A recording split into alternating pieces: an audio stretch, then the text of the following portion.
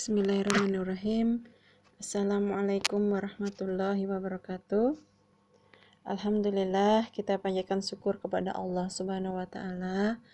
Salawat serta salam kita junjungan kepada Nabi Muhammad sallallahu alaihi wasallam.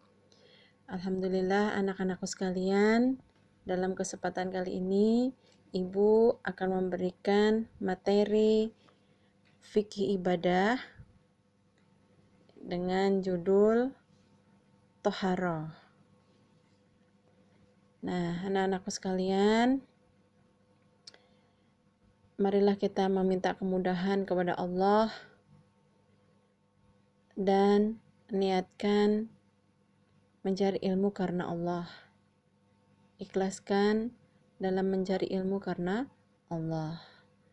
Dalam pembahasan fikih kali ini, Ibu memakai buku Ensiklopedia Fikih Ibadah dari Mutiara Publishing.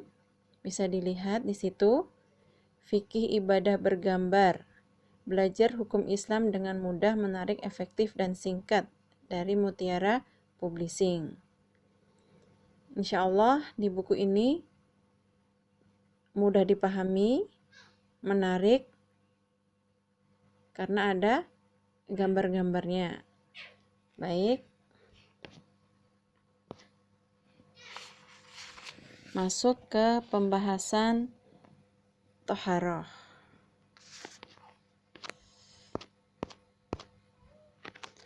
Bab pertama, Toharoh, bersuci. Apa itu Toharoh? Kemudian macam-macam Toharoh akan kita bahas. Nah, Toharoh dan air. Dalam bahasan ini yang akan Ibu jelaskan mengenai definisi Toharoh dan pembagian Toharoh. Untuk air nanti di pertemuan selanjutnya. Ibu bacakan, kalian menyimak dan dengarkan dengan baik. Toharoh. Toharoh menurut bahasa yaitu bersih dan suci dari segala bentuk kotoran. Toharoh menurut bahasa bersih dan suci dari segala bentuk kotoran. Toharoh menurut istilah syar'i yaitu mengangkat dan menghilangkan kotoran atau najis. Ibu ulangi, toharoh menurut istilah syar'i yaitu mengangkat dan menghilangkan kotoran atau najis. Itu tadi pengertian dari toharoh. Kemudian pembagian toharoh. Toharoh dibagi menjadi dua, yaitu toharoh maknawiyah dan toharoh hissiyah. Apa itu toharoh maknawiyah? Mari kita lihat.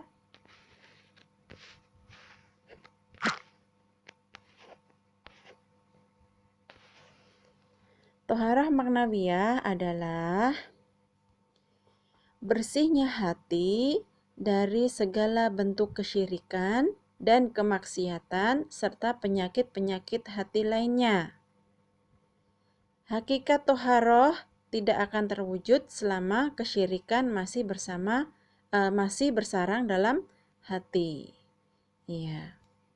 Penyakit-penyakit hati lainnya seperti apa? Seperti hasyad, ya, syirik, sombong, ujub. Nah, itu contoh-contoh penyakit hati. Jadi, Ibu ulangi kembali.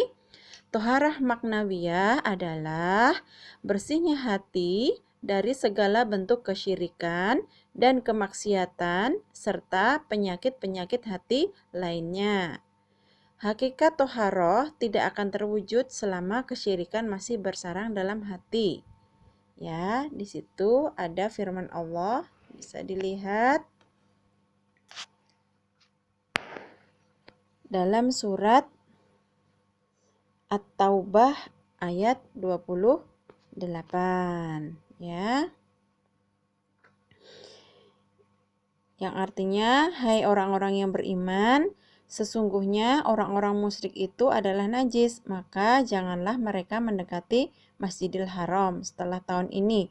Dan jika kamu khawatir menjadi miskin, maka Allah nanti akan memberikan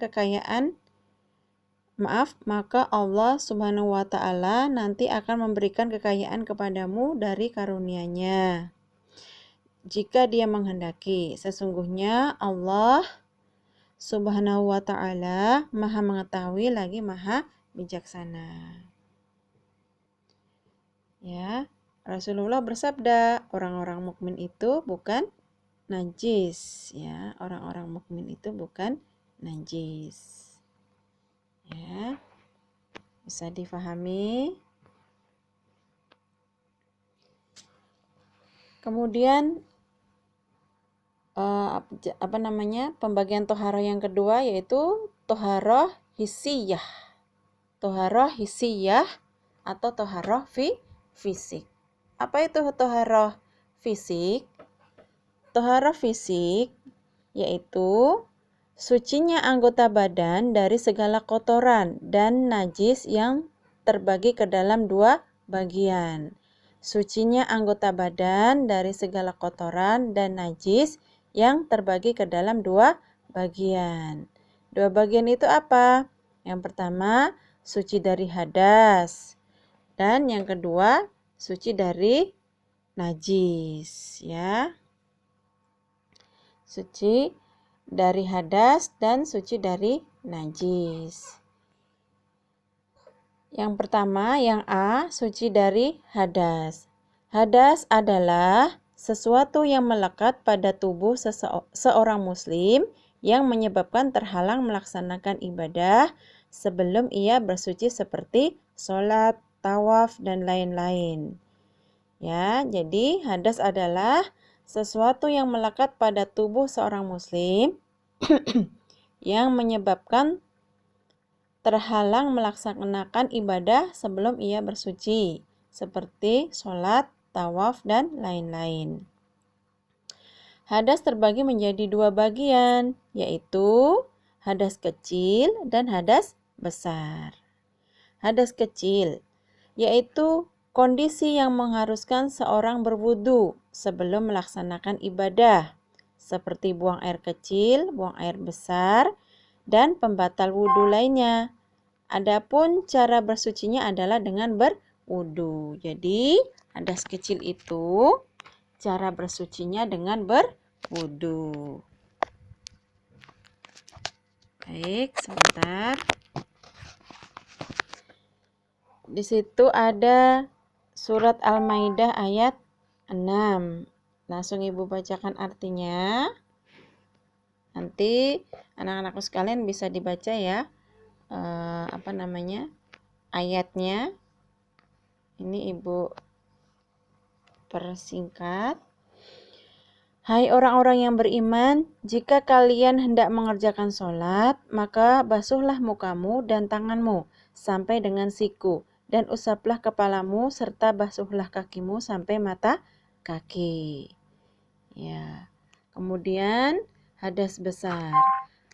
Apa itu hadas besar? Hadas besar yaitu kondisi yang mengharuskan seseorang mandi sebelum melaksanakan ibadah, seperti junub, haid, dan lainnya. Jadi, cara bersuci dari hadas besar adalah dengan mandi. Ya, firman Allah dalam surat Al-Maidah ayat 6, dan jika kamu junub, maka mandilah. Itu tadi pengertian dari hadas besar. Kemudian yang B yang termasuk ke dalam